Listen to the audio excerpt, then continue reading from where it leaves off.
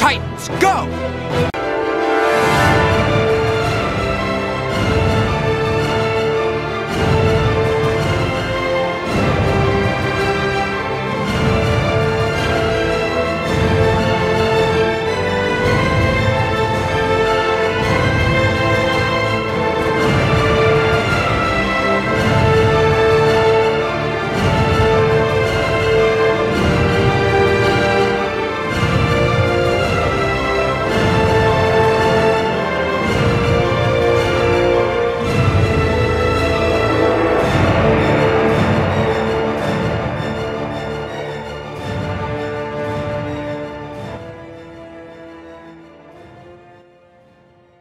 Hello again, everyone. Welcome back to Titan Talk, the Titans podcast. Or is that perhaps Batman Talk, the Batman podcast?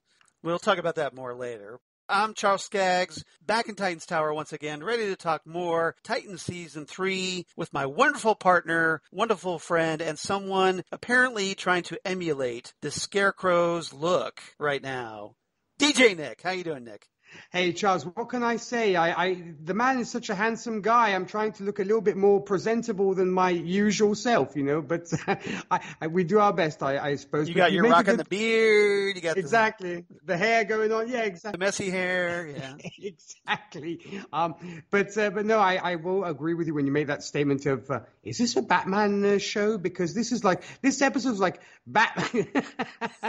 Yeah, and Charles even has the T-shirt to prove it. That This is a Batman show. Because this week I was like, is this Batman featuring the Titans? Because that was kind of the vibe that I got when it came to this episode. But I'm doing well. And how about yourself? Are you doing good? Yeah, I'm doing great. Having a lot of fun with my new kitties and Yay. Trying to get life back on track. But the reason I mentioned that is because Lori, as we were watching this episode of Titans we're going to talk about, episode 63, we're talking Lady Vic, by the way. And as we were watching Lady Vic, Lori goes to me, she looks over at me and she goes, this is supposed to be a Titan show, right? All this is Batman stuff. Where are the Titans at? And I mentioned to her, I go, well, at least this episode, we do get, we get Corey, we get Gar, we get Superboy. So at least we get to see some other Titans in this episode, which we didn't get to last time. At all. But they're back, so at least it's starting to feel more like a Titans show again, a little bit. But once again, this is very Batman heavy for a Titans TV show. So, which we kind of knew this was going to be the case with the Gotham City setting and Gotham City villains. But I kind of regret they had to turn this show into a Batman show. I don't know about you. Yeah, you could have stayed in Frisco, really, rather than go to Gotham. I mean, come on, man. Yeah, right. But yeah, I'm hoping that soon we'll be able to sing It's Beginning to Look a Lot Like Titans, but I guess we'll see. Fingers crossed, fingers crossed. So like I said, we're talking Lady Vic here. This is the 6th episode of Titans Season 3, released just a couple of days ago on September 4th, 2021, written by Joshua Levy and Prathi Srinivasan, directed by Nick Gomez. Now, Joshua Levy and Prathi Srinivasan haven't written for Titans before. They're both new writers for the show. Nick Gomez, however, directed the Season 2 episode Deathstroke. And now he's directing this one. Before we get into, our new cast member who's introduced in this episode, Nick, I want to get your thoughts. I mentioned this is a kind of once again, another Batman mythos-heavy episode. What was your take on this? Look, I thoroughly enjoyed this episode, but like you will want to say, Charles, we're still looking for that perfect Titans episode. And once again here, I do have some things I want to kind of comment on when we will get to them, because I was like, why is that happening? And why are they doing this and this kind of thing? But maybe, I don't know, maybe I ask myself too many questions to just shut up and enjoy it. But no. I mean, I think there are questions that need to be asked here. Yeah. I mean, look, like first and foremost, why are Dick and Babs like stealing stuff from museums? Thank you. What? I mean, like what the F? Titans. My first question I was going to ask you, because your memory is fresher than mine when it comes to comics. Yeah. Did it ever happen? I mean, was Dick ever robbing places with Barbara Gordon? No, he wasn't. Okay. This is brand new, something that for whatever reason the Titans writers decided, hey, you know what? You know what this show is missing? Dick and Barbara being criminals instead of superheroes. Yeah, let's make them like the Bonnie and Clyde of DC or something. Yeah, like Dick's blowing off Batman and Barbara's saying F Batman. So, which is obviously where Dick got that from the first episode of Titans a couple of years ago, right? That caused such a firestorm in the fan community back in the day when that first trailer hit. But yeah, like, why are they doing this? So we're going to obviously talk about that a little bit. Yes, we will. No, but other than that, look, I suppose from a purely entertainment value, I enjoyed what was on screen. I guess as they often say, if you want to try and criticize or be a critic, if you will, first off, look at, are you entertained and is the episode doing what it's supposed to do? Right. And I think by and large, it does accomplish what it's supposed to do. The acting was good. The cinematography was okay, but as I said, but the problem, I think the main problem with this is the storytelling, or literally, where are we going? Why are we doing certain things? But other than that, I was pretty satisfied. And how about you? Yeah, I mean, I agree with you. I think, once again, the central problem seems to be with this show not being faithful to the characters. Mm-hmm. It's one thing if you want to take the characters in different directions, but they should still essentially be at the core of their being, the characters that you love. Yeah. And that have been established over decades in DC Comics. So this show, we've talked about it, our frustrations with this. And I'm trying not to be like negative Nancy about all this. No. And just griping about it. Because there are things that are enjoyable and entertaining. And one of the things, we'll talk about, I think, is Blackfire. I thought she was very entertaining in this episode. Yes, very much so. So there are positives here, but it's those negatives that just really stand out. And I'm kind of reminded because we had Christine Peruski on Next Stop Everywhere earlier this week. Big shout out to Christine then. Hi, Christine. And she mentioned to me, that she had listened to our episode. So hopefully, Christine, you're listening once again. And she made the comment to me that she realized that, there were some things that we were pointing out that she hadn't really thought about. So she realized we were right. Just kind of, sticks out. And if it doesn't, that's great. If it doesn't stick out for you and you think that's awesome, you're enjoying Titans, more power to you. I'm all for it. But I think maybe some things get overlooked possibly because if you're purely looking at it because you're sitting back and watching, etc., not maybe taking mental notes because you're going to have to discuss it in a couple of days, you maybe don't pay heed to certain things. I think if you look at it through a critical eye, and Christine has an excellent critical eye she has to prepare stuff, my thought is maybe it's that part of your brain switches off and you're like, I'm just enjoying this. Unless it's so glaringly in your face, I think it's mainly just how you watch it as just a casual viewer, in a sense, watching the latest episode or looking at it through a critical eye because, like I said, you're taking notes and you think to yourself, I'm going to have to discuss this later. Right. So you kind of pay attention closer, I think. You bring up a great point because I think it's because all of us are, podcast hosts and we review these episodes. And like you said, we're used to kind of looking through things through a critical lens. So we're over here watching these episodes being very analytical about it. Yeah. Kind of like, kind of being Olympic judges as we watch these episodes, like holding up either like 9.9s or like if we're the East German judge back in the day, holding up 6.6s. So, and just, it's the nature of the beast, I guess, especially if you're reviewing things, that you kind of scrutinize them closer. So yeah, I agree with you on that. Totally. New cast member this time. We get to, because, if the episode title, the very creative episode title, Lady Vic, wasn't enough to clue you in. Yeah, we got a new character, Lady Vic. Go figure. They will get better down the line, as we shared with the listeners last time, Charles. Yes. And if titles, at least. If those titles are correct, I might add. Yeah. So we'll just keep this because they haven't been officially released yet. So it's kind of, I think they're rumored at the moment, but we'll see. Okay. Time will tell. Time will tell, and hopefully they are, because I would love to actually have the list of titles handy for when we talk about what's coming up next week, right? But we get the introduction of Kimberly-Sue Murray as Lady Vic, a.k.a. Lady Elaine Marsh-Morton from the comics. She is notable because she was in the Guillermo del Toro movie Crimson Peak. Mm-hmm. Right? And which featured a certain Loki Luffason, or, the actor playing him, perhaps. Yes. Great Tom Hiddleston in that. Tom Hiddleston, yeah. She was also in the TV show series Shadowhunters, and also the U.S. version of Being Human. Oh. The one that was based on the UK version that I was a big fan of. I was a fan of the UK version. I don't know if you're familiar with that show where you had like a ghost and a vampire and a werewolf living in, like their roommates, essentially. Ah. And they so and the English version is better, though, than the American one. I think so, because, for one thing, it came first. It was more innovative. But having not seen the U.S. version, I won't put it down. Having not watched it, but I do feel, I did have a soft spot in my heart for the UK version. It might be like Broadchurch then, Charles. Yeah, it might be.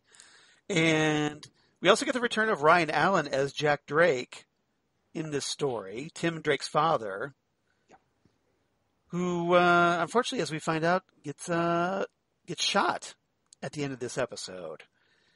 Now, will he die? We'll find out. Stay tuned. But it was not looking good. Let's just put it that way. At the end of this episode. Trivia. Do you have any trivia, Nick, before I get started? No, not particularly when it came to this episode, Charles. No, there wasn't anything that sort of kind of stood out to me in a sense. Oh, I know that. Maybe it's because I guess maybe my knowledge of the trivia things is close to Marvel than DC. But no, did you have any? Well, I did have some background on Lady Vic for anybody wondering who this villainess is. So, created by Chuck Dixon and Scott McDaniel, Lady Vic first appeared in Nightwing Volume 2, Number 4, which I have right behind me. Love it. And that came out in January 1997. And she is, of course, like I said, Lady Elaine Marsh Morton, the latest from a long line of British soldiers and mercenaries, and an English aristocrat. The money she earns from her secret career as a mercenary helps prevent her foreclosure on her impoverished family estate. That's her deal. Lady Vic first encountered Nightwing after completing an assignment for Bloodhaven gang boss Antonio Angel Marin. And returning to Bloodhaven to collect her fee, she was upset to find Marin was missing. She tracked down Marin's lawyer and threatened to kill his young daughter if she wasn't paid, a threat she would have carried out if Nightwing, of course, had not intervened. Oh, okay. So that's her deal, if you're wondering who this is. Now, the Titans version, a little bit different from the comics version. Just a little bit. But, yeah. But she's still kind of a mercenary. So I guess that's kind of consistent. True. She reminded me for some reason of, and now her name escapes me, of that British character you have on The Flash. That's the one who that has almost like the magnetic powers and is able to manipulate metal. Oh, yeah. You mean Ultraviolet? Yes. She kind of reminded me a bit of her. I don't know if it's Ultraviolet. Or you mean Magenta? No. She's the blonde chick with the British accent that is a bit of a villain. She's like an anti-hero, and sometimes she works with Team Flash, but sometimes she's an adversary of theirs. It will come to me. Or Amunet. That's the one. Well, the one played by Katie Sackhoff, who isn't British, but, she plays a British character. Yeah, but she puts on, in fact, she puts on a decent British accent, though. Oh, you approve? You approve of I Katie approve Sackhoff's? of it, yeah. Okay, yeah. I became a Katie Sackhoff fan, obviously, because of Battlestar Galactica. She was on as Starbuck, and now she's on The Mandalorian. Oh, okay. Yeah. She's another kind of Mandalorian, the lead character. So it's kind of interesting that one of his people. Yeah, yeah. Oh, okay. She's actually a character that was introduced in animated Star Wars TV shows, the Clone Wars, I think, or something. Okay. Yeah. So I likened her a little bit to Amunet, especially when it came to the accent, somewhat. Yeah. So now I know who you're talking about, but that's Lady Vic's deal, and it's nice. I was glad to see that they finally brought in one of Nightwing's Rogues Gallery. Instead of grabbing another Batman one. Yeah, so that was cool. I appreciated that. because he does have quite a number of characters that were introduced since his ongoing series began way back when, back in the 90s. Mm-hmm. All right, so we're going to do 4 topics today. And we're going to kind of split one up into 6 years ago and the present day. Obviously, the Dick and Babs topics. So let's start there. Let's start with topic number 1. Let's start 6 years ago. Let's talk Dick Grayson and Barbara Gordon. And back when Dick was just, was working as Robin, of course, under Batman. And let's also talk about their first encounter with Lady Vic, which obviously factors into the present day, which we'll talk about on our next topic. So Nick, what was your reaction to finding out, and we've talked about this already a little bit, that the uncomfortableness of seeing Dick Grayson and Barbara Gordon boosting stuff from museums, and their first encounter with Lady Vic? Well, we had touched up on it, but really I had to seriously roll my eyes when I saw this, because obviously when we first see Dick and Barb, should we say, meet up at first, it's like, she's stealing, and he's like, why are you stealing? He's like, oh, it's keeping my dad on his toes. I'm like, how is that keeping your father on his toes? Already he has enough stuff to deal with. Do you have to get into the whole thing as well? Right. I mean, then it almost seems like either they get just a thrill from it, from being vigilantes to actually doing what the criminals do, because it seems like they start to enjoy it, in the sense that at one point Babs is like showing off a necklace that she stole, and Dick is like, oh, that really looks really good on you. And then they start stealing diamonds and everything else. I'm like, dude, you work with Batman. What is wrong with you? I mean, seriously. I guess that's what turns you on, because halfway through a heist they start making out. So I guess either it's like, this is what kind of puts the fuel to our fire. I don't know. But right. It just seemed a little bit weird. And I have to admit, granted 6 years is not ages, but Dick does look a little bit younger, thanks to the fact that he wears his baseball cap backwards. I'm like, okay, I guess that's supposed to make him look younger. Yeah. Okay. Gotcha. Well, they kind of had to stretch that a little bit, because obviously he's older, she's older, so they try to make him look younger. So I get that. Yeah, pop a baseball cap backwards and you'll look 6 years younger. Yeah, I know. You have to kind of just roll with that one a little bit. I know. I know. I'm exaggerating. They don't have quite the budget for the de-aging CGI. Yeah. Exactly. But no, other than that, you could definitely feel the dynamic between the two. You could definitely feel the sexual tension, which was either you just felt it and it was actually shown to you, because, of course, what are you going to do when you're waiting for a heist? Make out real quick, because Dick can't keep it in his pants, evidently. Dick can't keep little Dick in check, apparently. I'm like, seriously, dude, it's like, really like a horny puppy. I'm like, come on now, man, you've had girls before. You can chill out a little bit. Right. But, no, but other than that, I like the dynamic between the two. And as I said, you could see they were very, very close. And it explains a lot of the things that we'd seen in previous episodes of, the lovers spat, if you will. Yeah, they have a history. Yeah. Yeah, and now they're no longer together and stuff. So I enjoyed that part. I just did not get the whole heist thing. You could have just had them talking, or heck, you could have seen her briefly as Batgirl even. Because they did show Babs fighting. I'm sure it was probably a stunt double, because we know, of course, the actress herself wouldn't be able to do that. But I would have appreciated maybe seeing her as Batgirl rather than see her being Catwoman. I'm like, why are you doing this? So other than that, I like the dynamic. Oh, Catgirl. Catgirl, yeah. Not Batgirl, Catgirl. But no, other than that, I thought the performances were strong. I just did not get the story point of them being criminals for why, and how would Bruce not know about them gallivanting around stealing stuff? Exactly. So I mean, he is Batman after all. He would have figured this out, right? Yeah, they go back to the Batcave and it's like, we have to seriously have a talk, guys. Right. No, I mean, I had a problem with this as well. That part didn't make sense to me. It was great to see, Brenton Thwaites is back in the Robin costume again. Of course. And which I kind of wonder if Brenton Thwaites likes going back to Robin after now that he's finally Nightwing.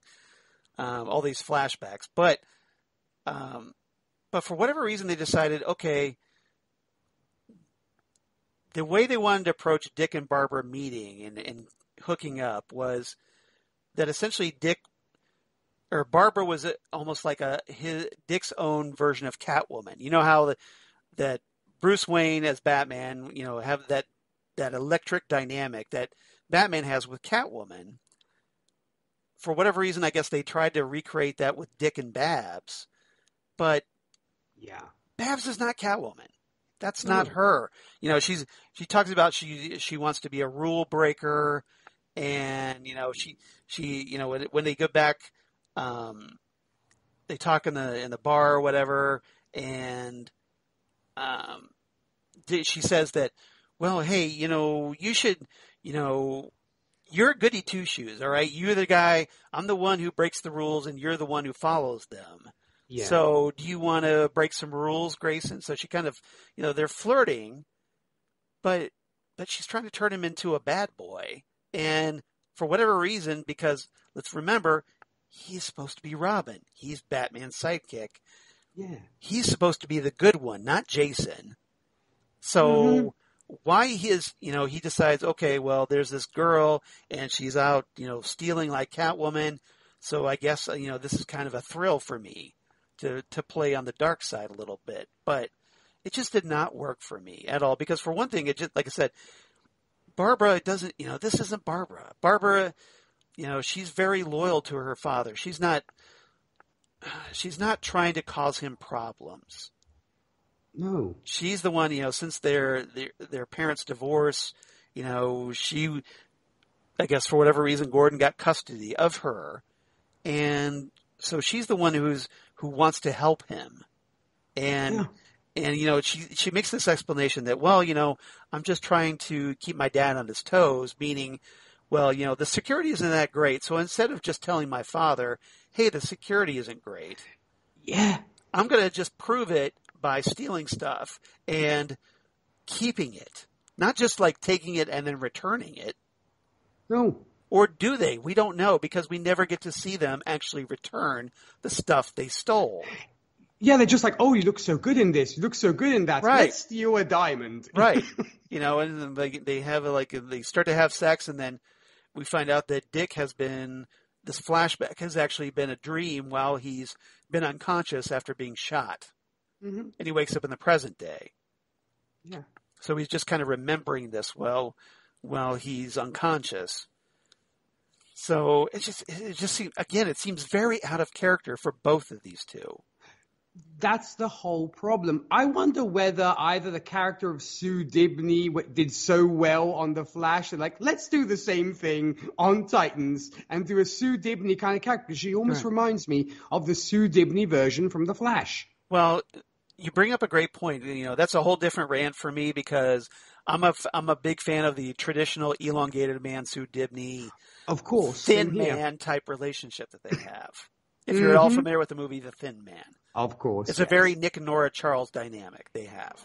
Mm. So at least until DC killed off Sue horribly in Identity Crisis, but that's another rant that I'll save for another day.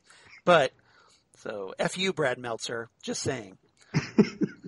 But you get where I'm coming from. But yeah, I totally get where you're coming from. That they thought that dynamic or that character, that thief character, kind of the bad girl would stir things up. But it's just not Barbara. Then all of a sudden, nowadays, 6 years later, here it is. She loses her leg, presumably to the Joker, and now she's police commissioner somehow, which we never got to find out how she became police commissioner. It makes no sense also with the past that she had.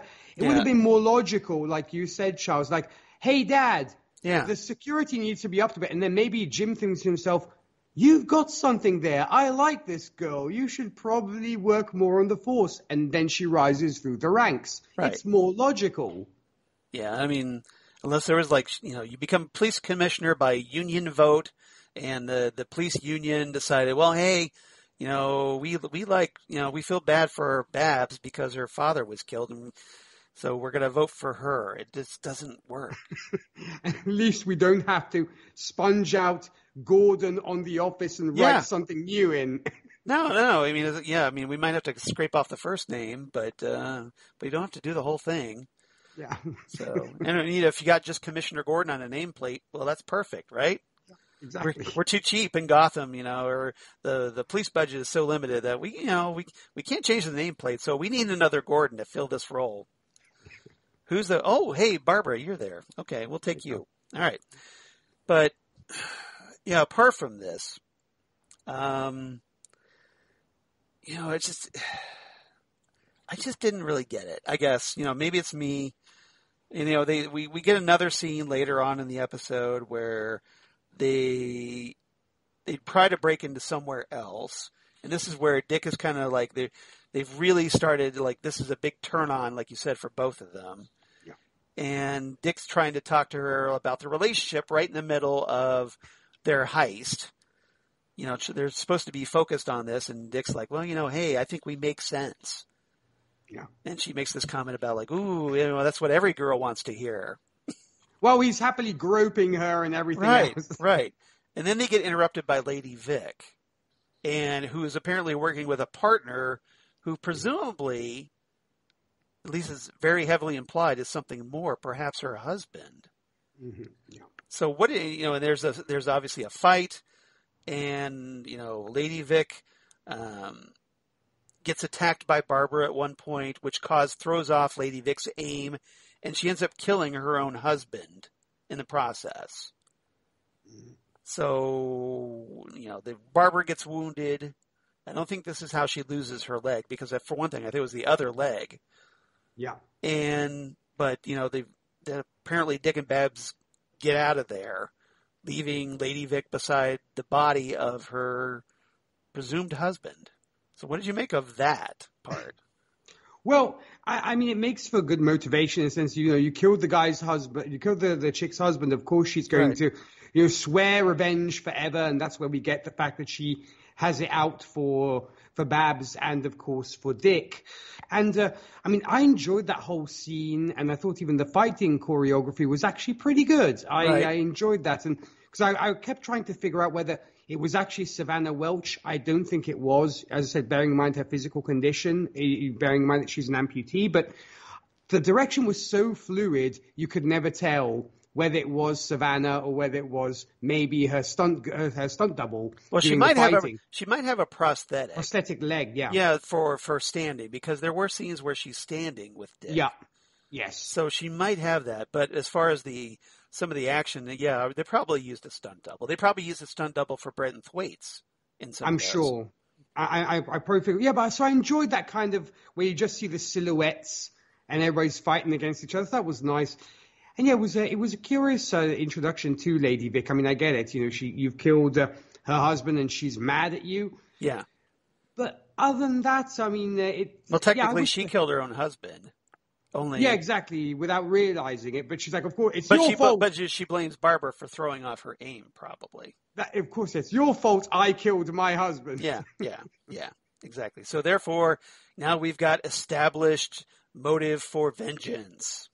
Exactly. Yeah. Tick that box.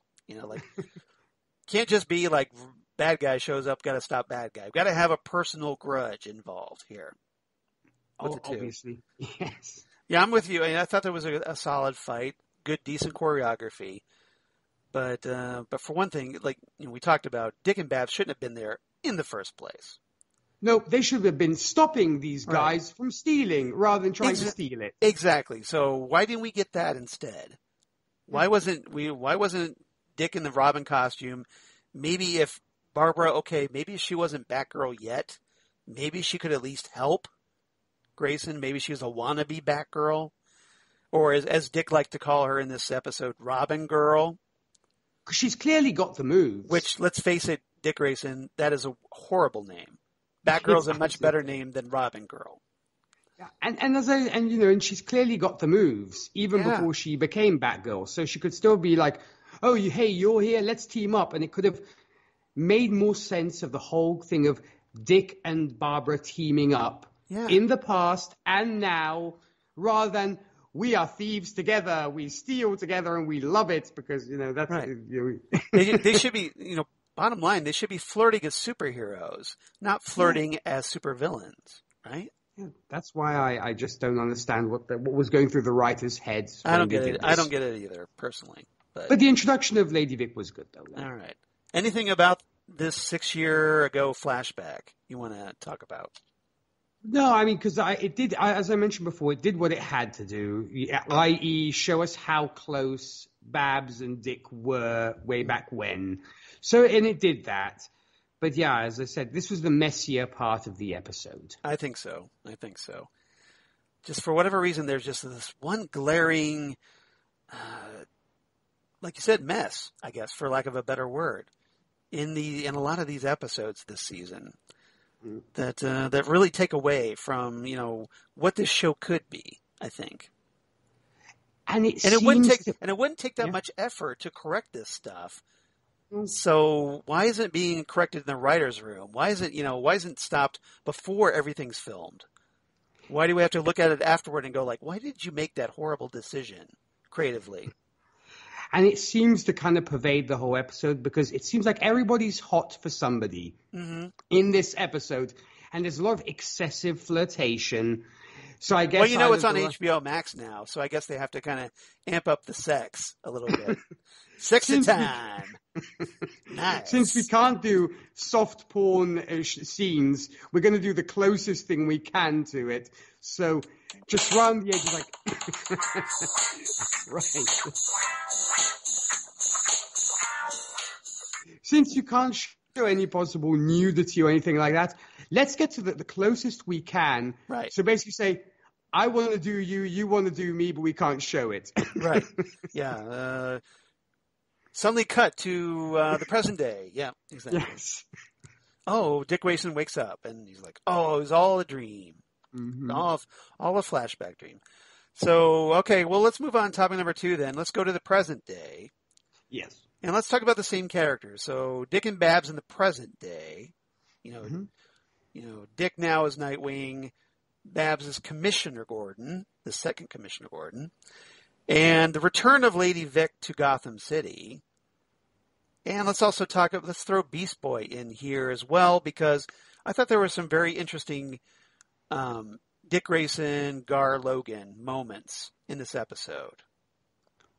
So let's talk about those too, if that's all right with everybody.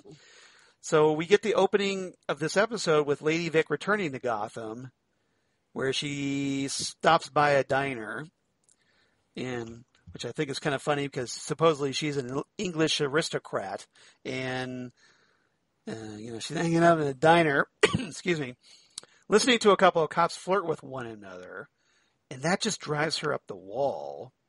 So she goes out and kills them in the parking lot, and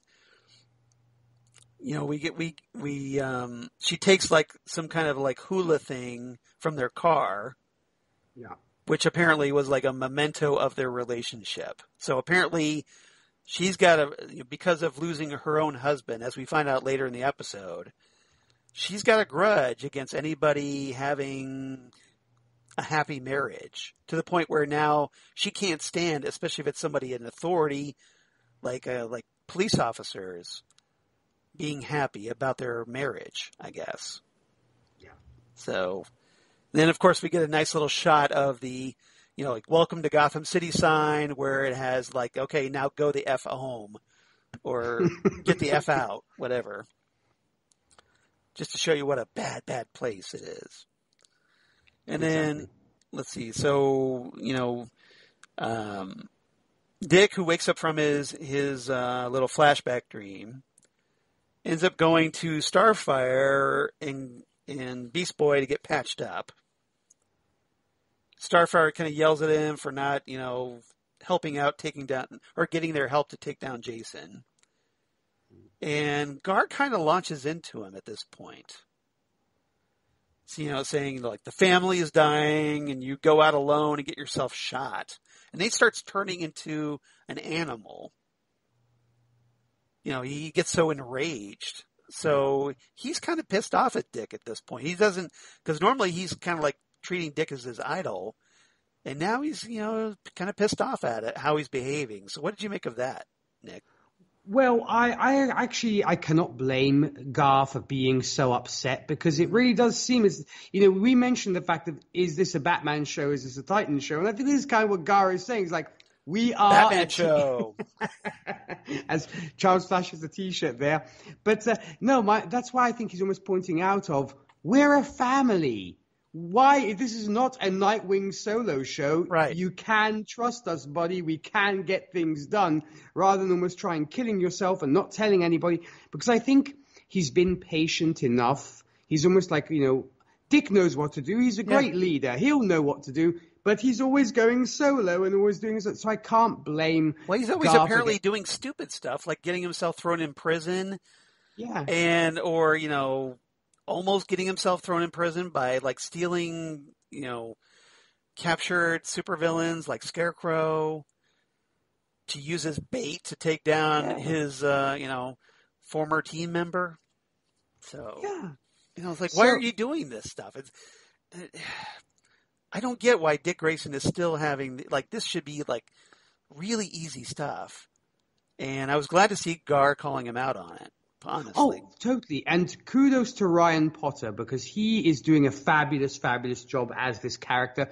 He's slowly but surely becoming my favorite of the group because I just don't recognize, this is just not my Nightwing, as folks would say, because he's just hashtag not my Nightwing. He's just losing so many points in my eyes. I'm starting to go more and more towards folks like Gar Logan and especially Ryan Potter because he's doing such a great job. And understandably, he's frustrated. Also, it shows he's not subservient to Dick and he does have a personality and he does have thoughts. Right. And it's like, dude, why are you doing this? And I think Corey also is on his side as well. Corey should be the leader of this group because she seems the most level-headed of the bunch right now. At the moment, I agree with you. I think you bring up a great point. She's the one who seems to be trying to keep everybody together. She's calling the shots. Dick can't even be bothered because, well, for one thing, Corey tries to tell him about Blackfire being in Wayne Manor. Yeah, he's like, can it wait? And it's like, I don't have time for whatever you want to tell me about. I don't care how important it is. I need to go after Jason and Scarecrow. Yeah. That's not great leadership. And then you act all surprised when Blackfire is in the kitchen. Right. Like, who's this? Well, I tried to tell you, but you walked off. Being a Dick. Exactly. So, I mean, and as I said, I really am enjoying Gar, and I think it'll be interesting to see his anger issues, if it will be something that will come out again as we move down with this season. Because it seems like the kid is starting to have anger issues. And will he be able to control them? Will he have an outburst to where he literally transforms because he gets angry, almost like a Hulk, if you will? Well, he is green, right? So don't make Gar Logan angry. You wouldn't like him when he's angry. He's angry, yeah. So I'm sure this will probably be a narrative point of Gar having anger issues and trying to suppress it, or just letting the beast out, literally. Yeah. So I guess we'll see what happens with that. We'll see if Gar goes into full beast mode in the episodes ahead. But I would like that, yeah. Yeah, I would too. So as long as he doesn't go off killing people when he goes into full beast mode. Let's drop the killing for now, okay? We don't need Titans killing people. The body count is already high as it is. Right. We get it. You're edgy and dark, but you don't need to keep killing people. Yeah. All right. But later, I thought the two, Dick and Gar, had a pretty good mending a little bit of They things. mended their fences. A little bit because, and Dick actually worked with Gar. He didn't shut him out. He's like, look, you can help me with this.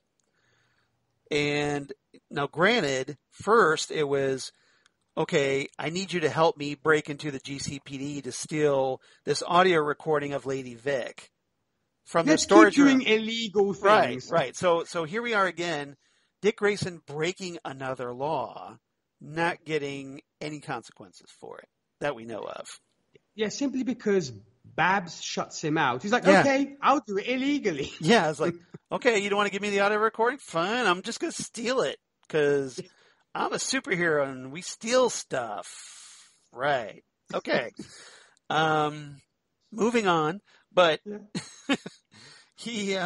so Gar kind of guides him from the Batcave remotely, and he asked him point blank, were you going to kill Jason?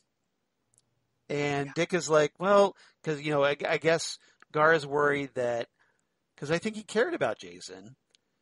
And he's like, Batman killed the Joker, so were you going to kill, Jason Todd? And Dick tells him, no, I don't want to kill Jason. And I was glad to hear him say that, because I'm not sure at this point what his motivations are with Jason. And you bring up a great point, because I think it somewhat redeems the character from what we'd seen before of, I'm a thief, I'm stealing because it turns me on. But at the same time, we got some flashes of who Nightwing really is, because he'd experienced, I think, Bruce shutting him out or shutting Jason out. Yeah. And it's almost like the abused child or person is like, I don't want to turn into an abuser myself.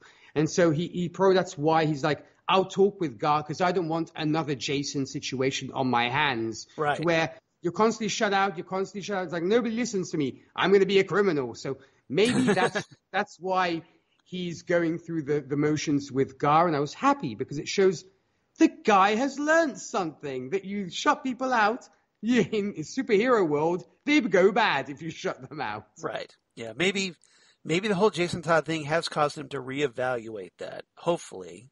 Yeah. Or regardless, it was great to see them actually talking again, especially after that earlier scene. And I loved the Detective Dick side. Yes, finally. Yeah, that was beautiful. One of the things that I will say that Titans Season 3 is doing better than previous seasons, Dick Grayson is actually being a detective again. I love that. He was trained by Batman. He should know this stuff. Yeah. And he was a police officer, remember? That's how we were introduced to him anyway, and then when the show began in Season 1. So he should be detecting. And he and Gar actually works together. They go down, inside at the Batcave or whatever, and Dick asks Gar's help. Yeah. Shows him this technique that Bruce taught him while he was Robin about how to kind of isolate audio and figure out what actually happened just by listening to it closely. And so they kind of figure out what exactly, what the deal was with the killer, who they don't know was yet, Lady Vic. So they isolate the killer was between 5'6" and 5'8", was trained in sword fighting, used a 16-inch wakizashi blade, and she's right-handed. And Dick thinks about this, and he's like, I know who the killer is. Like a detective. Holy crap. That was fabulous, and it actually worked. It almost reminded me somewhat of Gar's helping him, using doing the moves. And Ryan Potter, was a great physical performer in that. Yeah. Using the trying out the different blades to get the right sound to match it up, and which hand to use it in, and whatnot. So I really like that scene. So I want to see more of that, and I want to see less of Dick Grayson breaking laws. I couldn't have put it better myself, Charles, because this is the Dick Grayson we have come to see. Right. Not the guy who steals diamonds with his girlfriend. Yeah.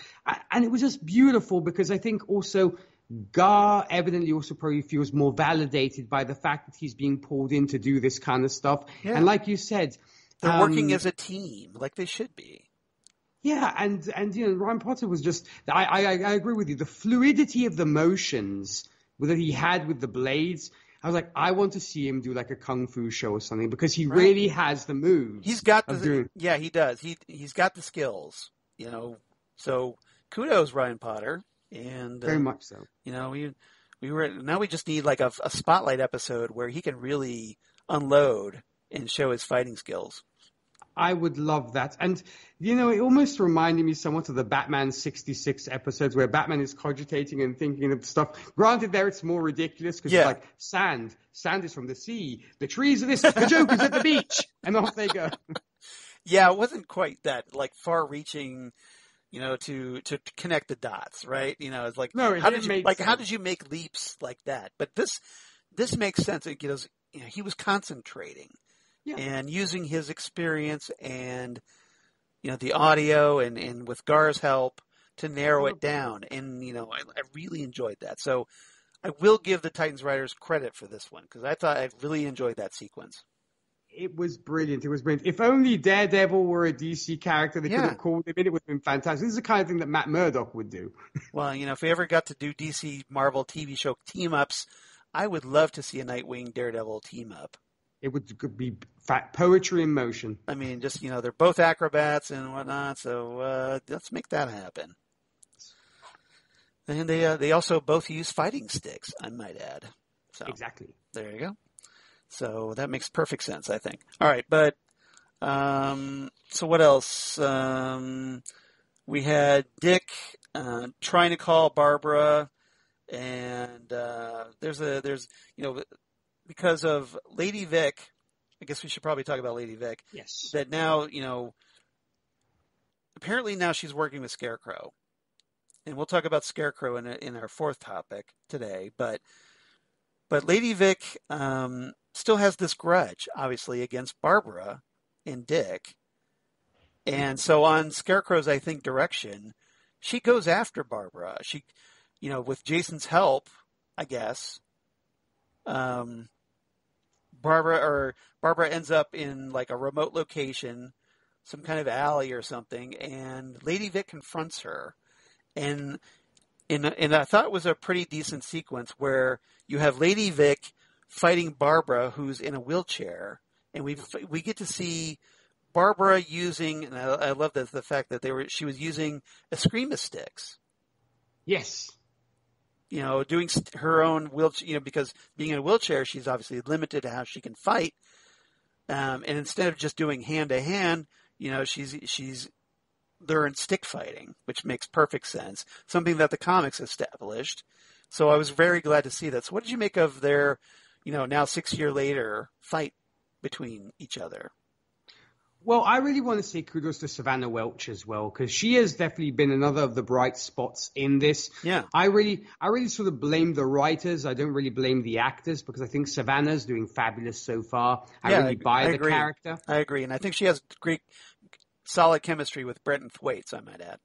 It very much works. So, and I was very happy about that. And granted, I did kind of see the fact that when she gets a phone call, apparently from Bruce, I kind of like, yeah, we all saw that a mile away. Like, this is obviously a trap. This is not Bruce. Yeah, that was the thing. Especially when they said, "Don't tell Dick," which screams, because we know that that was Jason's thing with Hank, right? He said, "Don't tell Dick." That's exactly it. So I kind of called that initially. I'm like, okay, this is she's clearly walking into a trap, but it's okay. I'll buy it. And yeah, the whole meeting in the alley with Lady Vic was brilliant. I enjoyed the fight. I enjoyed the confrontation, and we still don't really know why because Lady Vic doesn't kill her. No. What she does is she basically takes this photo of her, and then kind of leaves on a cell phone. Yeah. And then you leave that mystery up, because apparently that's what Scarecrow needs, because apparently he asked her to get a photo of her in that kind of flash photography photo. But why does he need that? Because remember, she's the commissioner's daughter, or actually, she was. Now she's commissioner herself. She's the commissioner. She's the commissioner. So presumably there should be a lot of public photos of the Gotham City Police Commissioner, right?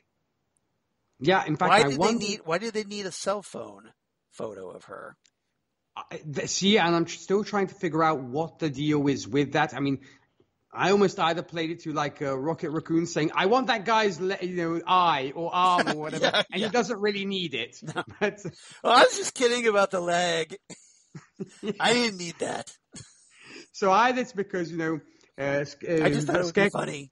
Yeah, Dr. Crane is maybe just high off his butt, and he's like, while you're at it, take a flash photo as well. But, I'm not going to tell you why I need it, but just do it. Right. But it'll clearly play into some plan. But no, the fight was good, and as I said, I really enjoyed the exchange between the two.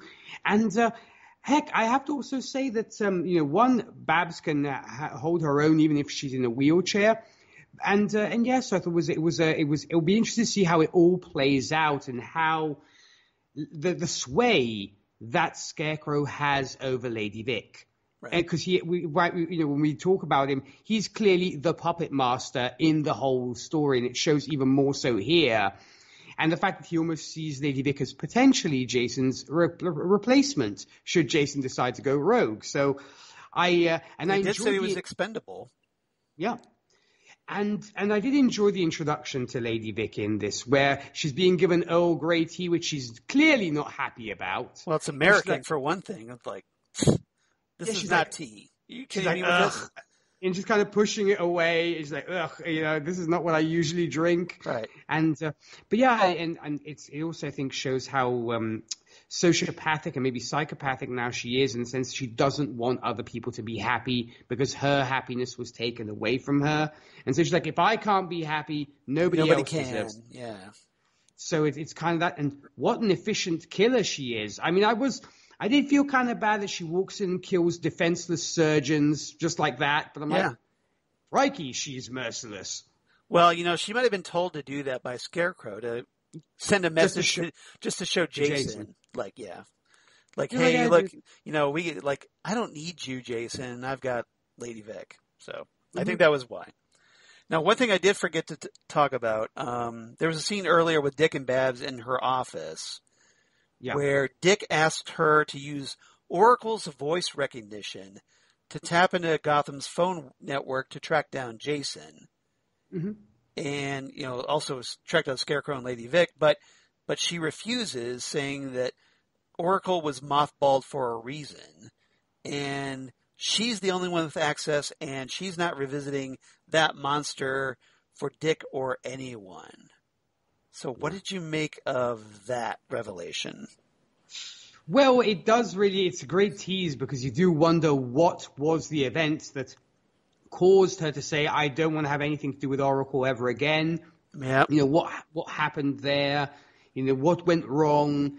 Or it's simply because by association, anything that she associates with Batman, she doesn't want anything to do with. And she's trying to burn that bridge completely. It's almost like Oracle was an extension of Batman, maybe in her mind, and it's her idea of wanting independence from Bruce, if you will.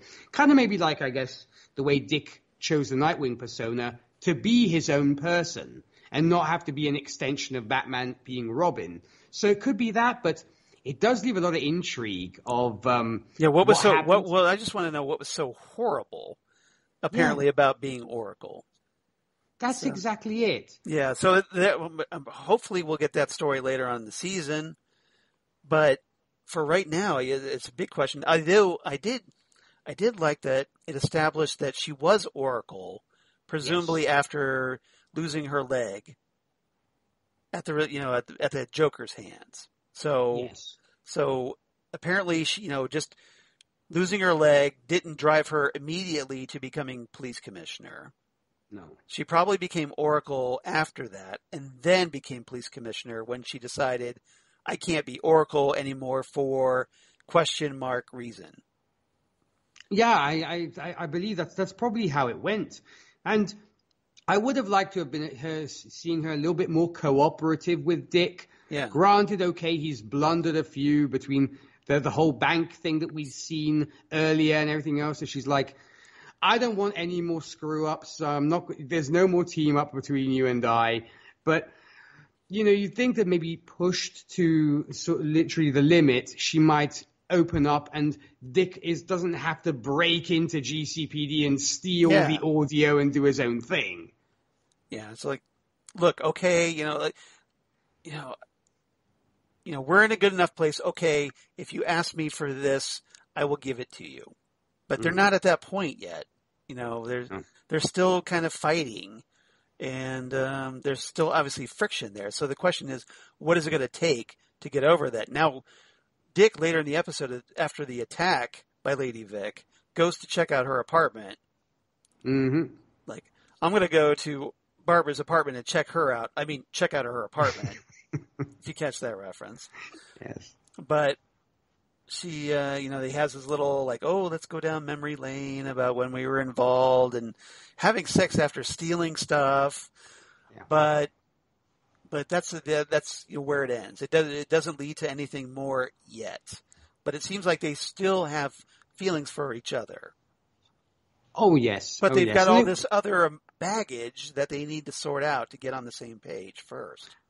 Yeah, and that was a very nice scene of the fact he's like, can I walk you home and everything else. He's kind of taking her home and everything else. That was nice. She didn't have to invite him in to check out her apartment. I'm sure she was capable of checking for herself that everything was okay. Yeah, because she kind of got there. It's like almost like, this is me, it was nice. See you soon and everything else. But he was, but I think probably because Dick knows, the kind of stuff that Jason's getting up to. Yeah. He doesn't want to find, rigged explosives or something else inside the house or some crazy surprise waiting. So I guess, being the gentleman that he is, he's like, okay, let's go see if there's anything going on. Well, Dick Grayson, quite the player. He had Dawn and he had Corey and now Babs. So racking up quite the little black book, Mr. Grayson. That's why I mentioned the writers love to play fast and loose with the fact of all the potential sexual tension and everything else between the characters. So, yeah. Although Laurie personally would love to see Dick and Donna together. But obviously she has to come back from the dead first. And still nothing on Donna, by the way. Still nothing on Raven, by the way. Oh. Episode 6, we still have nothing on these two characters. I know. It's very frustrating. I know, and I hate ranting about it every episode like we were, but let's get an update already. Plus, I miss Tegan Croft. I really do. I think she brings something, especially with Gar. Yeah. But maybe they thought that it'd be fun to have Gar, interacting with other characters besides Raven for a while. And he's doing a great job thus far. But as you said, these two big plot points have yet to be addressed, and we're almost at the halfway mark. Yeah, we'll be the halfway mark next week. So better hurry that up. That's all I'm saying. All right. If there's nothing else about this topic, let's move on. Topic number 3. Let's talk about Starfire, Blackfire, and in a sort of weird menage a trois thing going on here, Superboy.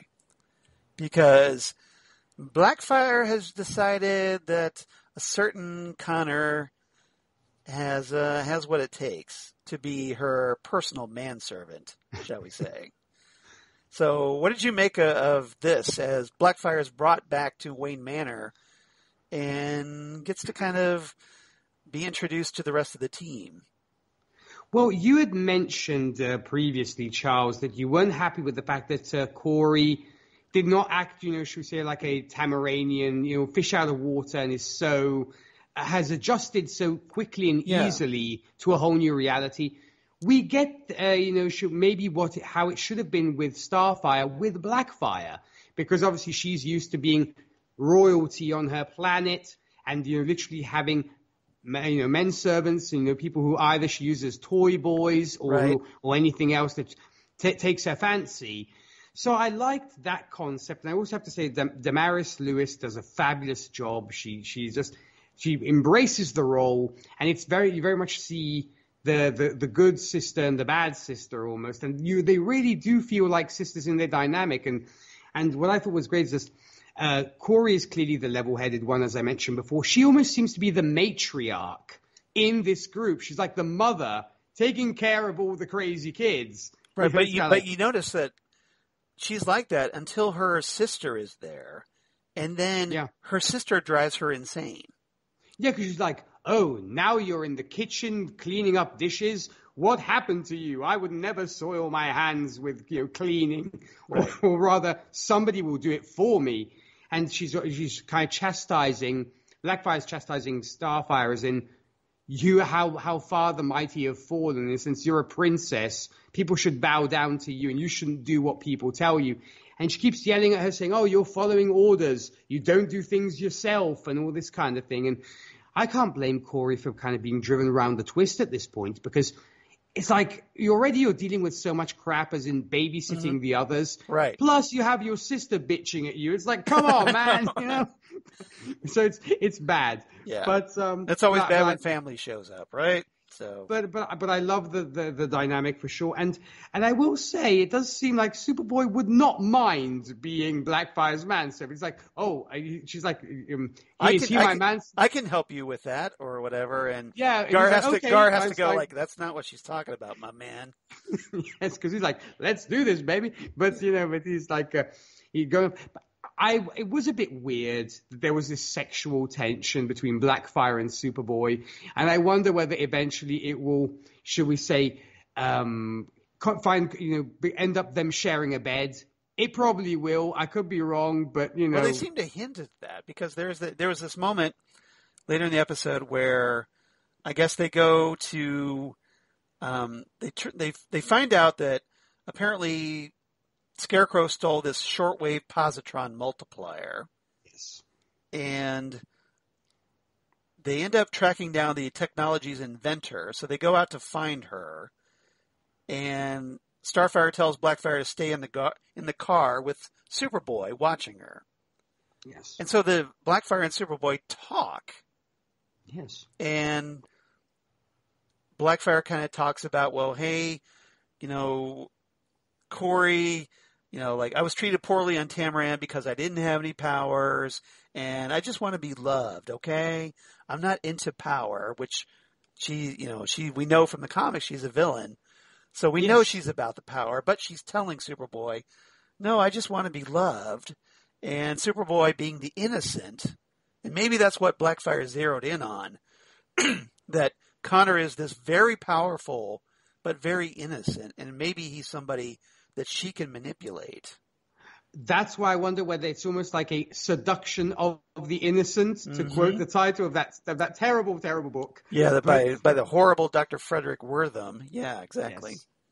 So it's almost literally is, I think, a seduction of the innocent, because she's playing on the fact he's very, should say, naive and stuff, and very attractive woman as well. So, and you can tell that Blackfire's been around, and whereas Superboy hasn't. No. And so it's kind of like that whole graduate thing going on, and he's like, I don't mind this. Mrs. Blackfire, are you trying to seduce me? Seduce me? Yes.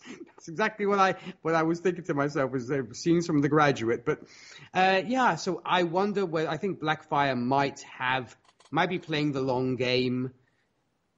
Or heck, she becomes a hero and just changes her whole thing and decides to join the Titans, because towards the end of the episode we find that she's actually been doing groundwork and actually is trying to help the Titans out on their mission. Yeah. So you wonder whether she's either turning a leaf or whether it suits her to make people think they can trust her, and then boom, she springs the trap and does her own thing. So it's tough to say. This part was very well played, because you still don't know whether you should trust her or not. So I like that, because it's so early. You shouldn't know that right now, because true, but she's got it. Obviously, has history with Corey, and we know she's a villain from the comics. So you really shouldn't be trusting her. So, but the question is now, and Connor mentioned that to her, like, hey, if you want to be a Titan, you got to prove yourself. Oh, of course, yeah. So. But I'd sponsor you in a heartbeat, but the others, you're going to have to prove yourself to them. And so that's what she sets out to do, even though she, like while Corey and Connor are inside trying to save the life of one of the scientists who got one of Scarecrow's, or Jason's, whatever, this bomb planted in their chest. Yeah. And I thought that was good, because Connor got to redeem himself. And save the doctor's life. And save the doctor's life after, Hank not being saved in time. So I was really glad for Connor that he got to redeem that a little bit. And I love that they're really playing on his Lex Luthor part, that he is both brain and brawn. Because just the way he starts talking, kind of the whole technobabble he goes on with Corey. She has no idea what he's talking about, but I love that he is literally a nerd, but at the same time can destroy you at the same time. So it's fabulous. I just granted, Superman is no dum-dum either, because Superman is also has a highly developed intellect. Yeah. Remember, he's the son of Jor-El. He's got to be smart. Yeah. So, yeah. But I just love that. I just love that he's literally the smart one in the room. And Corey's like, could you put that for me in simple English or stuff like that? So it was fabulous. It's fabulous. But I just hope that, Blackfire is not trying to seduce him for her nefarious purposes. But maybe she relates to him too, or she plays into the fact that they are both alien, or rather, Superboy is part alien. Because then, of course, they have that whole talk about comparisons between Tamaran and Krypton. So I like that too. It might bring them close together, and heck, it might be a healthy relationship. I wouldn't mind if the two hooked up. Did that ever happen in the comics? I don't think so. No, not to my knowledge. No, I don't think so. Would you be happy if they became an item?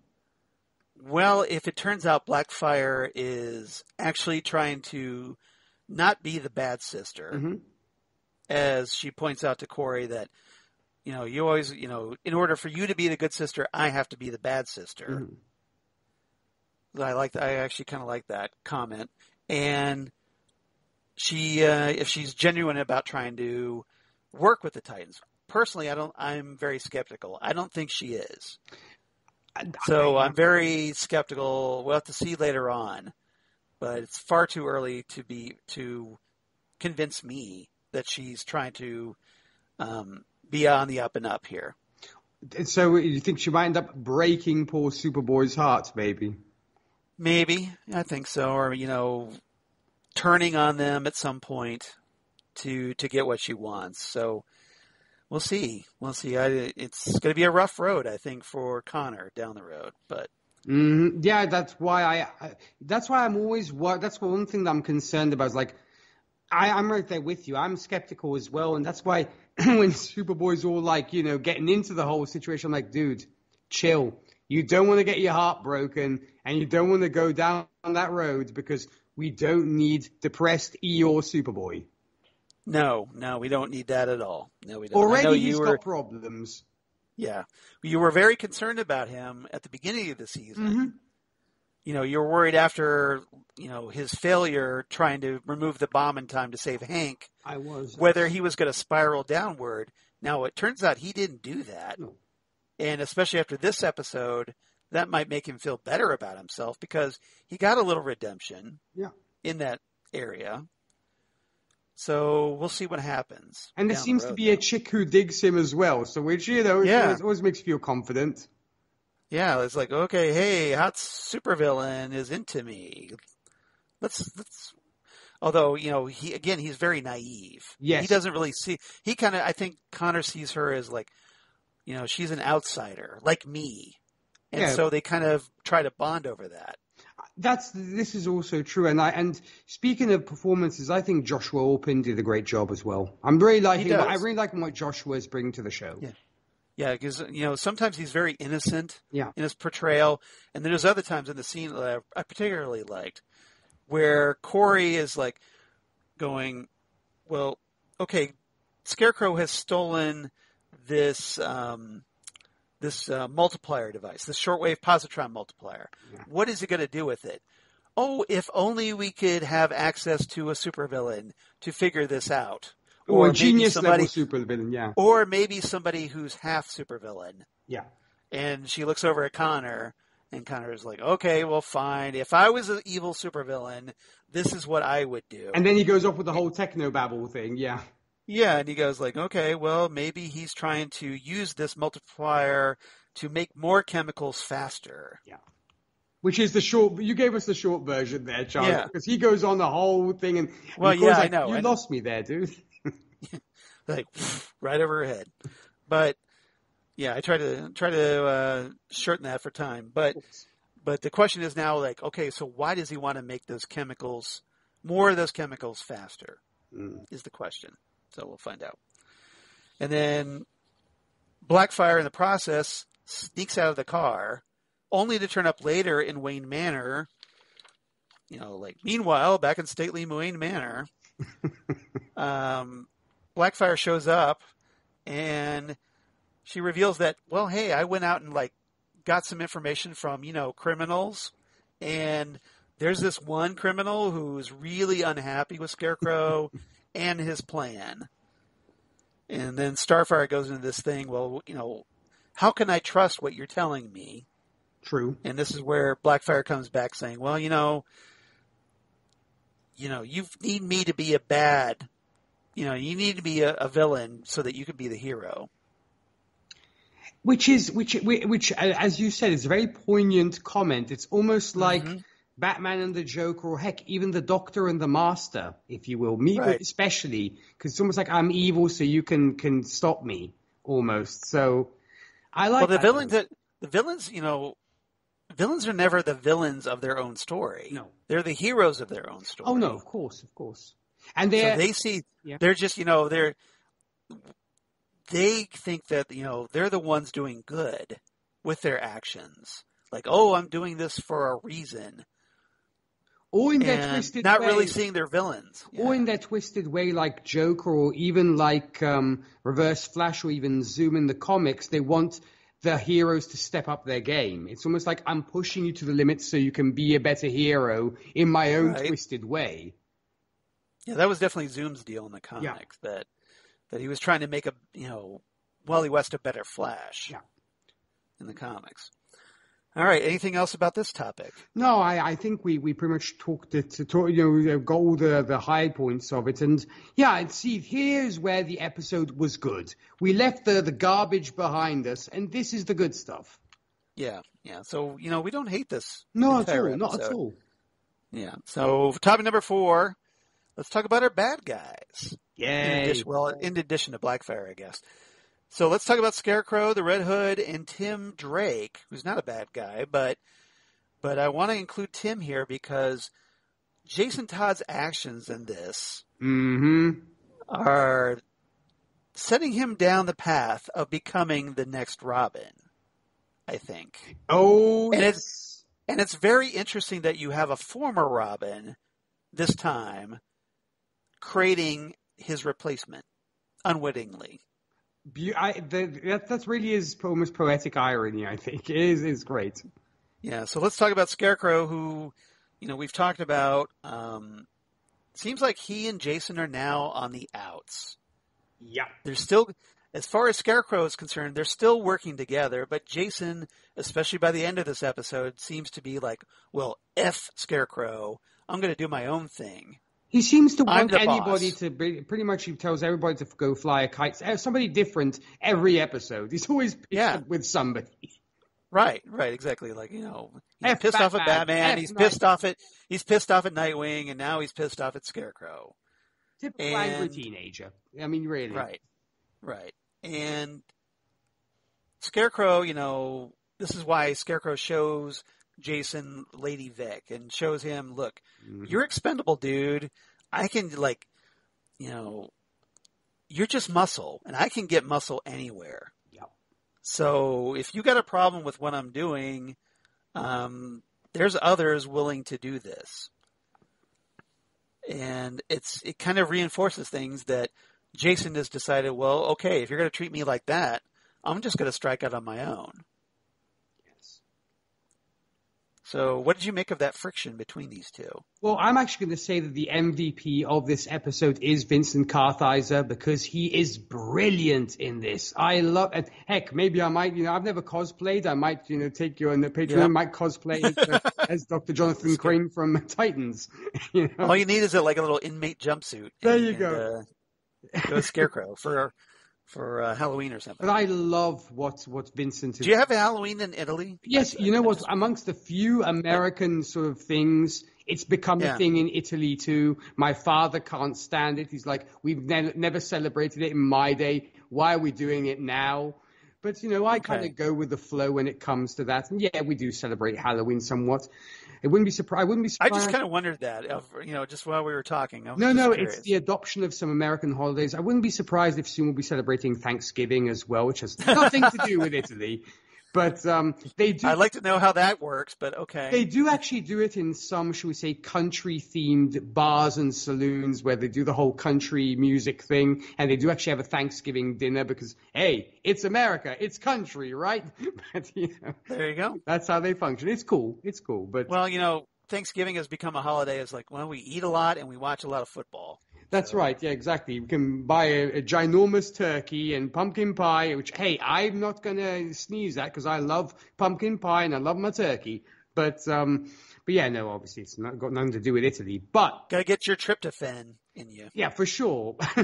But going back to our characters here, as I said, Vincent is really bringing his A game to this show, and I love that. Not to make, because it really shows you how much of a psychopath and a manipulator he is, because he never openly gets angry. You can tell he's furious, but he doesn't let it show. In the sense that when he's calmly menacing.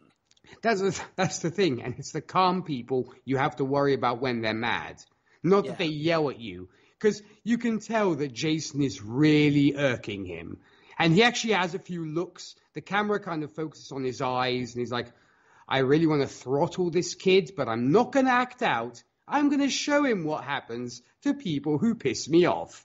So that's when he does. And he doesn't need Jason anymore. Yeah. He got all his secrets that that was part of the bargain here. Jason's played his part as far as he's concerned.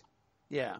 You helped me get my operation up and running, so that's great. So either you're on board with me or I broom you fast, to use a Spider-Man reference. Yes. Yeah, and I just love that he literally is the man pulling all the strings, and that Jason thinks he's in charge when he isn't. It's almost like with, what was it, The Dark Knight Rises, where Bane goes, you think you're in charge? Yeah. And he breaks the guy's neck. Yeah. So it's that kind of moment of like, oh, really? You think you're in charge, Batman? That's right. And that's why I think he really knocks Jason down a couple of pegs, because he's like, you're not the brains of the operation. I'm the man running the show. I'm the ringleader of this thing. And what does Jason do? Of course, he's like, oh, I can't get my way. F you. I'm going to do things my way. And so, because he goes to one of the labs and he demands the scientists give him the drug. Mm-hmm. And like, look, I'm the boss now. Like they're going, well, Scarecrow's the boss, and you're like, we answer. So of course, so Jason holds the gun to his head and says, "Oh, I'm the boss. Who's the boss? Who's the guy holding the gun to your head?" Okay. Yeah, and I'm sure it also is probably a side effect of the drug too, that he's getting so dependent on this drug that's causing him to act out and lose, should we say, his reasoning. Because he's behaving like an addict, yeah. Literally, he is literally. We have the whole junkie thing going on here, exactly, because he's also so desperate for his next hit. And when he actually does kind of break off from the Scarecrow program, and he has the thugs going around, destroying stuff. At first, you can almost see the innocent Jason, where he almost wants to cry. It's almost like, what have I done? And he almost seems. And once again, corrupt. There was a moment of regret, yeah. A little bit. And I have to applaud Coran Walters once again, because he just plays that tormented moment of like, I've unleashed hell upon everybody. What have I done to, I've made such a huge mistake. But then, no problem. The drug will take your problems away. He just inhales that, and the problems magically melt away. And it's. Well, he loses himself. Like, okay, he doesn't want to feel that regret for what he's done. He doesn't want to feel that guilt, so he takes another hit, and because for one thing he's addicted, and two because he just doesn't want to face his consequences of his actions. It's the whole concept of numbing the pain, literally. Yeah. So what he does, he distributes that drug that he stole from the scientists out to a bunch of thugs, and tells them, okay, this is like the best high you're ever going to have because you're not going to be afraid of anything. Yeah. And so after taking the drug, they shoot up, surprise, the very same Chinese food restaurant where J. Like Hergo's Tim Drake works. Mm-hmm. Now, Tim isn't hurt, but his father, Jack, is shot. And I have to wonder, well, it's very interesting because Jason was responsible for this, right? Those guys wouldn't have attacked that Chinese restaurant, presumably, without Jason's direction. Right. So Jason is responsible, presumably, for sending Tim down the path I think, of becoming the next Robin. Yeah. What did you think of that? It makes me think of, you made me, I made you. Right. How childish. Come on, Batfink. Yeah, we have to throw in Batman 89 in there every now and then, so... well, cheers to Zan. Exactly. Because, it doesn't feel like a proper Batman 89 reference without Zan Sprouse. Zan Sprouse, my co-host on Ghostwood. Yeah, that was my kind of, should we say, tribute to Zan, because I know how much you and her love to reference Batman on your shows. So, but yeah, it's one could maybe say, is it a bit convenient that they attack that store? Maybe it is, but I like how it played into the whole thing, and personally, in the comics, Tim Drake is actually my all-time favorite Robin. I love the kid to pieces. He's just a fabulous kid. And, I mean, granted, Dick in his younger years was great, but I don't know, there's something about Tim Drake that I adore. Whenever I read Tim Drake stories as Robin, I just love that kid. I would love to be friends with that kid because he's just fabulous. And well, he's kind of a Robin nerd. He first encountered Dick Grayson when... And we talked about this, that, he knew that Batman needed a Robin after Jason Todd's death. So he tracked down Dick Grayson because, he was such a fanboy about it. Yeah. So he ends up becoming Robin. And as a result, I think he understands the role better than the others, I think. So it'll be interesting then to see how he goes from here when, hopefully his father survives. I'm crossing fingers he does. We don't know. Because in the comics, at first, the Obia man kills his mom and kind of paralyzes his father, who almost dies from the same poisoning. And then later on, his father gets killed by Captain Boomerang in Identity Crisis. Shakes fist at Brad Meltzer once again. I was going to say, because the scenes, not to go on too long a tangent, but the scenes between Tim and his father in Identity Crisis are gorgeous. They're beautiful. But then Brad Meltzer takes it all away and destroys that. But before that, when he's hanging out with his dad, those are some of my favorite Tim and his dad moments. Because I actually enjoy Identity Crisis. I have problems with it, but we won't discuss it here. But that's a whole... Excuse me, that's a whole nother rant. Exactly. But the way it's told there, it's beautiful. So I guess we'll see now where Jay Lacogo goes from here. I've heard some great things about him as an actor, so I'm really looking forward to seeing where he goes, as this season progresses. Because when we saw him, I believe it was in episode 1 I think it was episode 1 of the first 3 episodes. I really liked the vibe I was getting from him. So I'm looking forward to this. I definitely am. And Charles, were you happy about this whole thing that Jason might be the maker of the new Robin? Well, I thought it was a very interesting idea, for one, to have, because, in the comics, Jason becomes the Red Hood and then redeems himself, ends up rejoining the Batman family, working alongside Tim. Yep. But I don't know how that's going to work here on Titans. Especially with Jason being essentially the murderer of Tim's father, potentially. We don't know if Tim's father survives this. But, so I kind of wonder, they're going to obviously have to play this differently. So I'm curious to see how they're going to, for one, now, what happens next with Tim, and two, how he ends up connecting to, does he reach out to Dick Grayson? Does Dick reach out to him? Or, how does he get down that road? Okay, he's got the superhero origin. His father was shot / potentially killed. And it has been established he's a Batman fan or Batman and Robin fan. Yeah, exactly. So does he reach out? And I'm curious to see, because this is a very different origin for Tim Drake from the comics, how that plays out. I guess we'll see. I'm definitely curious about this one. This was another highlight. But I think this is the first step down that road, though. Oh, for sure, no doubt. Yeah. And you're not going to introduce Tim Drake without, exploring what that means as potentially the third Robin.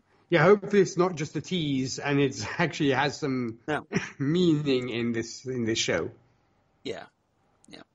All right. If there's nothing else, do you have anything else you want to talk about? No, I mean, as I mentioned before, it's a strong episode. It has its problems, but I'm definitely looking forward to the next episode because there were large parts of it that were really good and really compelling. So, I'm definitely on board thus far, Charles. All right. All right. So do you have any favorite quotes of this episode? Well, when it came to quotes, I did have a couple. There was... Okay. Go for it. There was, and some of them may be a little bit laughable, but between Dick and Barbara, in fact, because when Dick's like, Barbara, and she's like, security here is a joke. It's my way of keeping my dad on his toes. Want to grab a drink? And as cringe-worthy as that was, I had to chuckle in that moment. But, hey, I just broke into this museum. You want to go out for drinks? Yeah. What do you do once you've broken out? Of course, you go out to celebrate. And the other one was the exchange between Superboy and Blackfire, where Superboy asks Blackfire, so what's Tamarin like? She's like, it's not like Earth. No open skies, flowing water. The very air burns your skin. I miss that burn. And Superboy's like, why would you miss that? And she replies, we made life prosper from nothing but dust. Corey never appreciated Tamarin when she had it. So I like that little exchange. Okay. That's another difference from the comics because in the comics, Tamarin was like a paradise-like planet. Yeah. So they've decided to completely redo that as well. Let's see. Quotes I have. I'll go with Scarecrow saying, I used to come here during lunch when I was a med student. There's nothing like pairing an egg salad sandwich with a craniotomy. Very nice. Thought that was good. Scarecrow talking with Jason, where he does this very important lines here. He says, you are expendable. Gotham is an open city now. So I brought in this lovely specimen to help me with a few errands that are near and dear to my heart. If you're unhappy, there are others who are more than willing to take up the cause. Comprende? Good talk. Very nice. And let's see. Lastly, I'll go with Blackfire and Starfire, where Blackfire says, why did you even bring me to your home if you don't want my help? Starfire replies, just because I didn't let you die doesn't mean you're part of the team. Blackfire says to that, then what are you even doing with me? And Starfire says, I have no effing idea, Blackfire. I can't leave you alone at Wayne Manor. I can't send you back to Tamaran. You blew up my spaceship, and I can't kill you. So that leaves us here. Great delivery from Anna Diop, by the way, who I'm slowly but surely falling more and more in love with because she's just gorgeous and just a great actress. So, yeah, I love the delivery. Yeah, it was good. And I like the fact that Blackfire just drives Corey crazy. Yes, and you could just see the frustration on her face. Yeah. So what's your rating, sir? I'm actually going to give this 8 out of 10. I'm going to say 8 out of 10 impatient Jason Todds. Okay, that's fair. Well, we are in sync because I also give this one 8 out of 10. I'm going to go with 8 out of 10 bloody 16-inch Wakizashi blades. Ooh, nice. It was either that or Batgirl-colored Eskrima sticks, because if you notice, those Eskrima sticks were black and yellow. True, yes. And I almost wanted the theme from the 1966 show, the Batgirl theme. Batgirl, yeah. Batgirl. Batgirl, Batgirl, Batgirl. Yeah. All right, Titans Tower. I don't have any Titans or Doom Patrol news apart from the trailer for Doom Patrol Season 3. The full trailer came out, and Michelle Gomez is all over that as Madame Rouge. And apparently it looks like there's a lot of timey-wiminess going on. So who better than Michelle Gomez, right, if you're a Doctor Who fan? Of course, yes. As Missy, yeah. So I recommend checking that out. But we did get some email this time, so I was very glad about that. The email. What, the email? That's a little strong bad for everybody from Homestar Runner. But yeah, I was very glad that we got some email, and we have 2 from the same person. One of his was a little late for our previous episode. So we're gonna go ahead and read that, and then we'll have his comments for this episode as well. Yes. So Nick whichever one you want to read first, or do you want to read the? Do you want to read first, or do you want me to read first? I'll read the first one. So Okay. as you mentioned, Charles, yes, these emails come from a gentleman by the name of Steve Sigmund, who definitely want to send a shout out to. Thanks for writing in, Steve. Thanks, Stephen. Definitely. Yeah. So he writes in his first email, first, I want to thank you guys for creating the best, most listenable, and in-depth DC Universe podcast I've ever come across. Wow. Yay! Thank you for that. Wow. That's a big recommendation there, sir. Thank you. Huge compliment. Points to you. Oh, yes, indeed. You're now one of my favorite people. Yeah, exactly. So he continues, I'm a fan. You're okay in my book. Agreed. Yes, so he continues, I'm a fan of both the Marvel and DC extended universes, and I found the quantity and quality of available DC podcasts to be somewhat lacking. Your show is one of the best across both universes, and I really appreciate the sincerity, passion, and level of detail you bring to your breakdowns. Thank you. Well, thank you, Stephen. Those are Thank you, Steve. words. That's awesome. Yeah, Beautiful words. we're very flattered here. I'm all turning red here from embarrassment. We appreciate the compliments very much. Oh, definitely. Totally. I've enjoyed the first 4 episodes of Titans Season 3 a lot, and I agree there are a lot of improvements over the previous seasons. If you have the time, I've got a couple of questions and was curious for your takes. Number 1. From my understanding, wasn't one of the Red Hood's original motivations rage against Batman for not seeking revenge on the Joker after the murder of him as Jason Todd? Yes, it was. It was, yes. Yep. Because in the comics, the arc of the Jason Todd story from his original murder to his rise from the Lazarus Pit and ultimate transformation into Red Hood was years in the making. In the show, the backstory was not only turned around, but Red Hood emerges within days or weeks.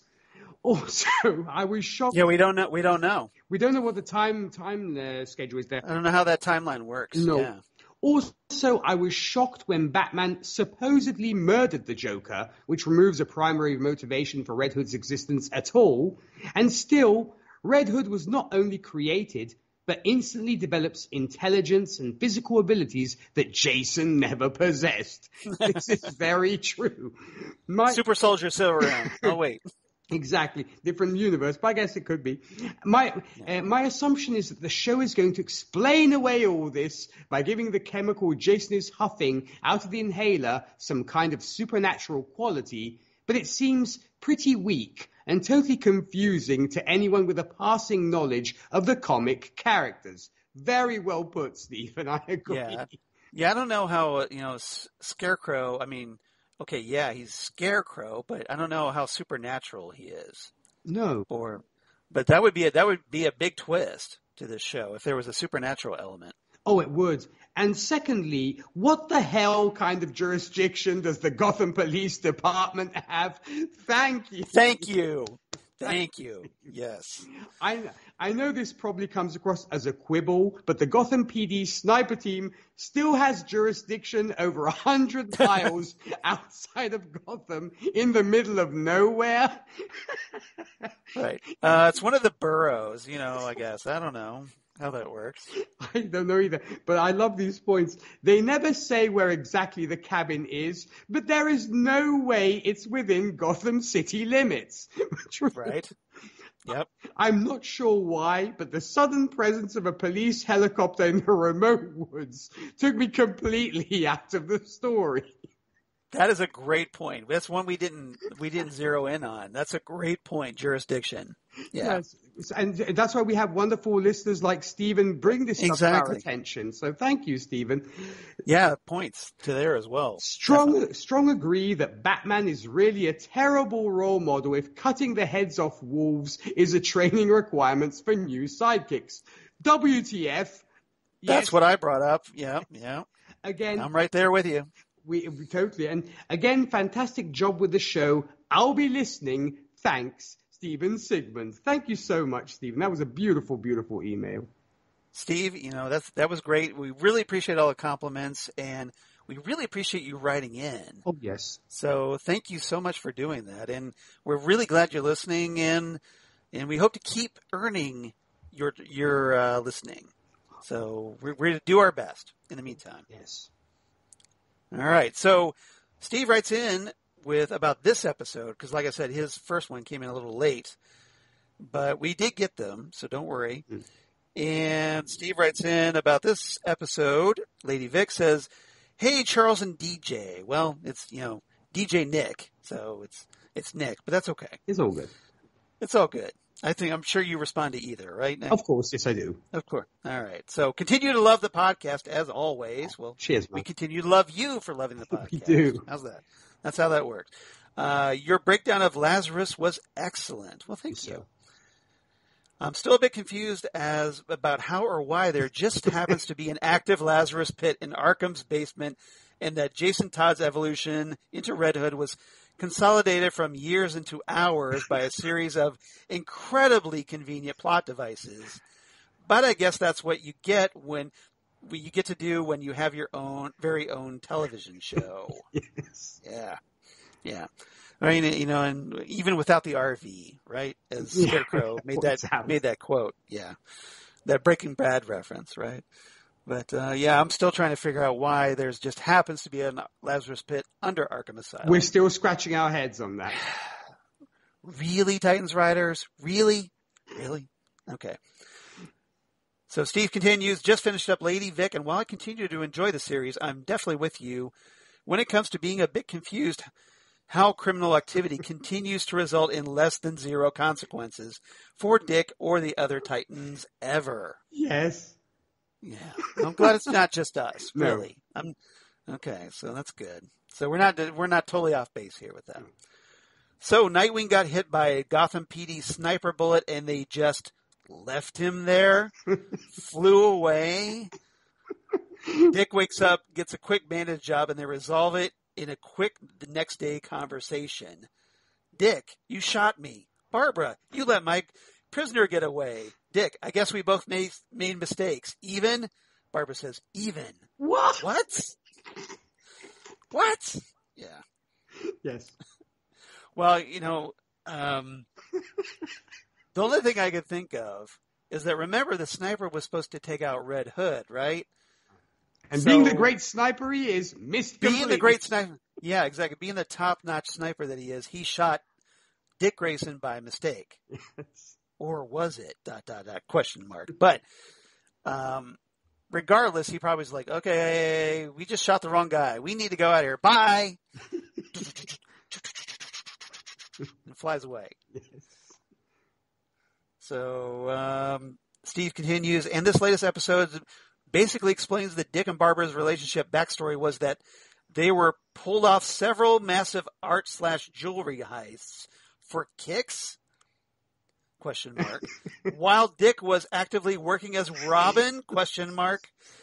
So Batman and Robin are fighting crime in Gotham while Robin and his girlfriend commit grand larceny as a fun side project?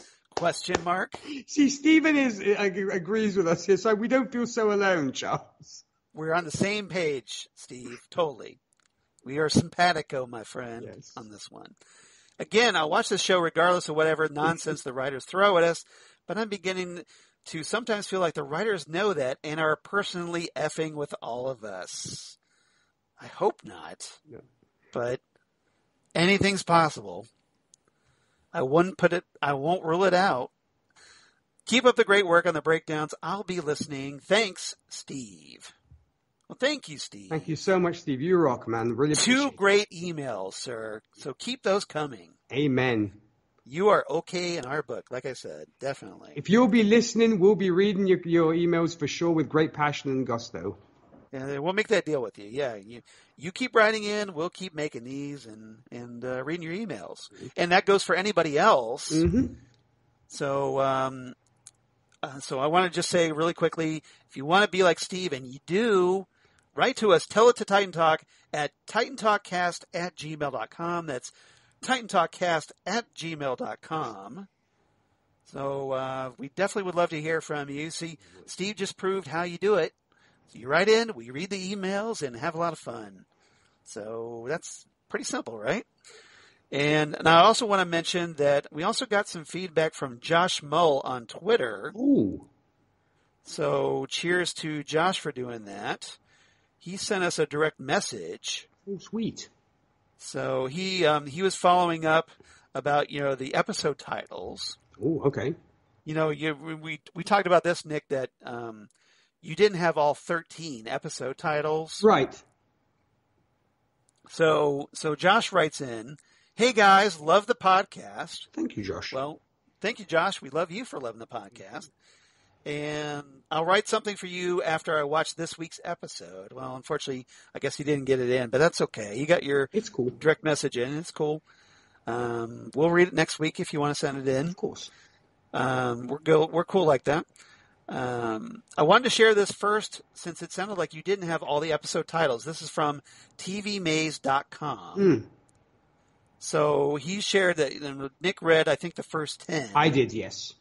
And although you did say, okay, so there's 13 episodes in the season. So reportedly, according to this website, episode 11 is called "The Call is Coming from Inside the House." Yes. Which I told Nick, off camera. Yeah, we talked about the last 3 off air, so that's why it didn't get recorded. Yeah. Right. But I thought that title was suspiciously long for a Titans episode title. So maybe it's a working title, but yeah. Could be. Episode 12 is called Prodigal, which is cool because that kind of hints at maybe the Prodigal storyline from Batman comics, right? Where Dick takes over the identity of Batman while Bruce is out of the picture. And episode 13, the season 3 finale, is reportedly titled Purple Rain. Yeah. So cheers to Josh. Thank you, Josh. For keeping us honest with those last 3 episode titles. Yes. So we really appreciate you listening. So cheers to Steve and Josh for writing in. Thank you very much. So if you want to be like Josh and reach out to us on Twitter, you can find us at Titan Talkcast on Twitter. Mm-hmm. Or otherwise, you can reach us on Facebook, of course, Titan Talk, the Titans podcast. And Nick, how can they find you in the meantime? Well, when it comes to me, Charles, wait, before I do, did we give out the email for the Gmail account? Yes, I did, but okay. I'll give it out again. If you, like I said, if you want to be like Steve, write to us at titantalkcast@gmail.com. Okay, perfect. No, yeah, when it comes to me, folks, if country music is your speed, I do host a Whiskey and Cigarettes show where we play all sorts of country music under the sun. For more information about that, you can visit our website, whiskeyandcigarettesshow.com. Podcast-wise, if superhero movies are your speed, I do host Happiness and Darkness, a superhero movie podcast where with assorted guests, we discuss all superhero movies under the sun. And of course, this week we will be discussing Shang-Chi and the Legend of the Ten Rings with Rachel Friend. Which I haven't seen yet. I know Charles was really bad about it. Stupid Delta variant. I know, and hopefully you will get to see it soon, Charles. And you can of course find that podcast on Facebook and Twitter. And speaking of Rachel Friend, you can also find myself, Rachel Friend, and the aforementioned Zan Sprouse discussing Best Picture winners on Gold Standard, the Oscars podcast. We recently finished discussing Ben-Hur in all its 4 hours of glory or not, depending whether you're a fan or not. And we'll soon... How did Rachel do with that one? She didn't really like it very much. Ooh, I'm going to have to listen to that now. Ooh. Yes. She had thoughts, as Rachel always wants to do, and we love her because of it. And so we wrap that up, and in a couple of weeks we'll be discussing The Apartment with hopefully a certain Jesse Jackson. So that should be a fun one. I know Jesse really loved it. Jesse said he was all in on that. So yeah, he said that to me. So I'm a witness to this. He's going to be there. Yeah, so that's going to be the Billy Wilder film, of course, starring Jack Lemmon and Shirley MacLaine. So we'll be discussing that in a couple of weeks. And if you want to see all the shenanigans I get up to on Instagram, you can follow me on Instagram under DJ Nictogram. And what about you, Charles? Well, of course, as for me, you can find me at Charles Skaggs on Twitter, at Charles Skaggs on Instagram, or Facebook, Charles Skaggs in Hilliard, Ohio, and my blog of geeky things. Damn good coffee. And hot. Damn good coffee and hot, where I talk about all the stuff we talk about here on Titan Talk. So Titans news, Doom Patrol news of my other podcasts for the Southgate Media Group.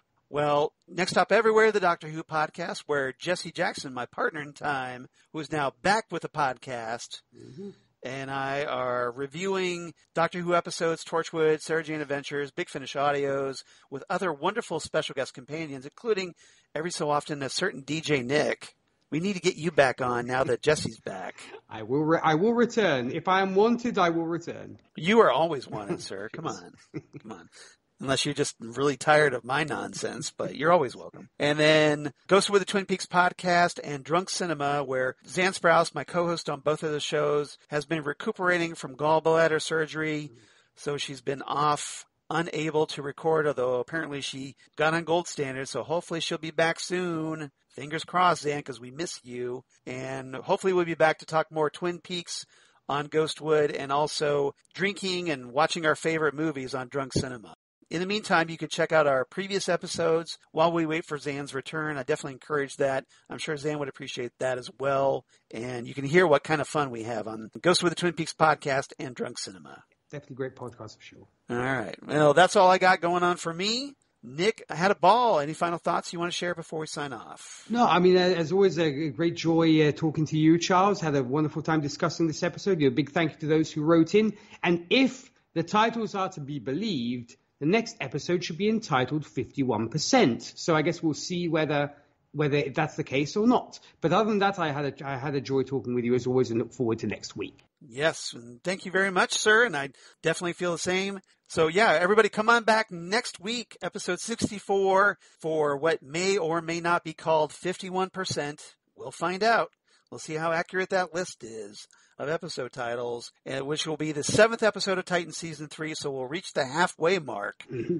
Essentially, episode 6.5 will be the halfway mark of Titan Season 3. And I want to thank again Steve Sigmund and Josh Mull for writing in. You guys were awesome, great feedback. Hope we get some more next time, so come on back. Yours truly, DJ Nick, Titan Season 3, Episode 7, which may or may not be called 51%, right here on Titan Talk, the Titans podcast. Goodbye, everybody. Ciao.